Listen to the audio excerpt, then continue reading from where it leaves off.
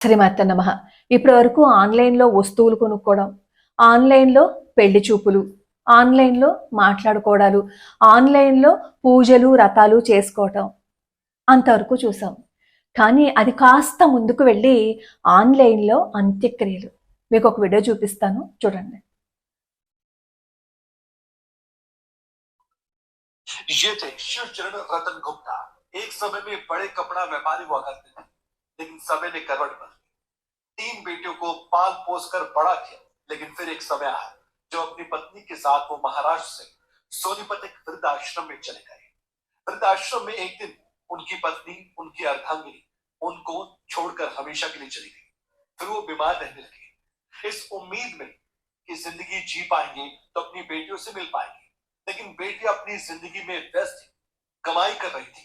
एक दिन आया जब उन्होंने इस दुनिया को अलविदा कह दिया। उसके बावजूद भी उनकी अंतिम इच्छा थी कि उनकी बेटियां उनके पास आए, लेकिन उनके अंतिम संस्कार में भी बेटियों ने वीडियो कॉल कर ये कहा, और कितनी देर लगेगी। 5100 रुपए भेजकर एक बड़ा एहसान कर अपने पिता का अंतिम संस्कार करवाया। पहले कहा कि हमें बता दीजिए कि अस्थियां कब विसर्जित होगी, फिर कहा कि आप ही गंगा में अस्थियां विसर्जित कर दीजिए, हम नहीं आ पाएंगे। ये मजबूरी है या फिर कलयुग जरूर बदलेगा। విన్నారు కదా, శివచరణ్ రతన్ గుప్తా అట. ఆయన ఒకప్పుడు బట్టల వ్యాపారి. మహారాష్ట్ర నుంచి సోనిపట్ వచ్చారు. అక్కడ వృద్ధాశ్రమంలో ఉంటున్నారు. ఆయనకి 3 కూతుర్లు.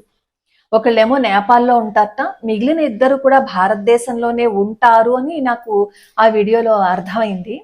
సరే, భార్యాభర్తలు 2 వృద్ధాశ్రమంలో ఉంటారు. భార్య ఏమో అనారోగ్యంతో అంతకు ముందే చనిపోయారు. ఇప్పుడు పాపం ఆ రతన్ గుప్తా గారు కూడా చనిపోయారు.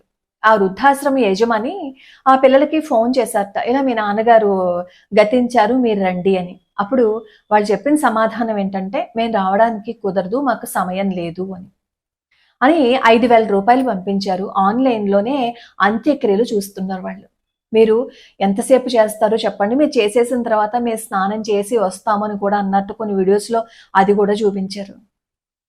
అంటే తల్లిదండ్రులు అంత పెంచి పెద్ద చేసి ఒక అయ్య చేతిలో పెట్టి వాళ్ళ కాళ్ళ మీద వాళ్ళు నిలబడేలాగా చేస్తే తల్లిదండ్రులు చనిపోయిన తర్వాత చివరి చూపుకి కూడా నోచుకోలేదా?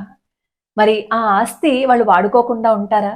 ఇప్పటి వరకు వాళ్ళు పెద్దయి వాళ్ళు సంపాదించుకుంటున్నది తండ్రి పుణ్యం కాదా? తండ్రి కష్టం కదా?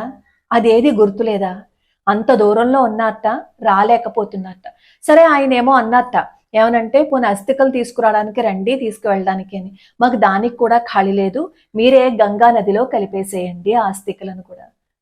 అస్థికలేంటి, మానవత్వాన్నే మంట కలిపేశారు. ఇలా ఎన్ని చూడాల్సి వస్తుందో.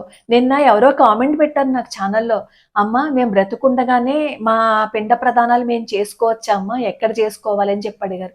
ఆ కామెంట్ చదివినప్పుడు నాకు చాలా బాధ అనిపించింది. అలా అడిగారు అంటే అయితే పిల్లలు లేకపోయినా ఉండొచ్చు, లేదు అంటే పిల్లలు సరిగా చూడకపోయినా ఉండొచ్చు. ఇలా ఇంత దారుణమైన స్థితిలో ఉంటుందా పరిస్థితి అని అనిపించింది. కానీ ఈ వీడియో చూసిన తర్వాత ఆవిడ ఎందుకు అడిగారో నాకు అర్థమైంది. ఇంత సంపాదించుకుని ఎందుకు చెప్పండి? కన్న తల్లిదండ్రులని చివరి చూపు కూడా చూసుకోలేని బ్రతుకు ఒక బ్రతికేనా? ఈరోజు ఆన్లైన్లో అంత్యక్రియలు మేము చూస్తున్నామని ఒక 5,000 రూపాయలు పంపించారు. ఇదే వీళ్ళ పిల్లలు రేపొద్దున ఆన్లైన్లో కూడా చూడరు.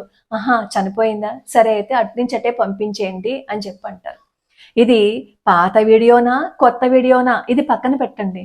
పాత వీడియో అయ్యి బహుశా అప్పటి పరిస్థితుల్లో, అంటే అట్నుంచి ఇటు ఇట్నుంచి అటు కదలలేని పరిస్థితుల్లోనే గనక ఈ వీడియో వచ్చిండుంటే సరే పోనీ కొంతవరకు సరిపెట్టుకోవచ్చు. కానీ నేను చెక్ చేసి చూసినప్పుడు ఇది పాత వీడియో కాదు, ఈ మధ్య కాలంలోనే జరిగింది అని చెప్పి నాకు అర్థమైంది.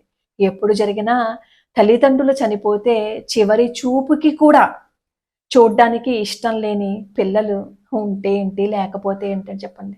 అలాంటి పిల్లల్ని చూసి పాపం ఆ తండ్రి హృదయం ఎంత క్షోభించి ఉంటుందో కదా. మీరేమంటారో, మీకేమనిపించిందో కింద కామెంట్లలో చెప్పండి.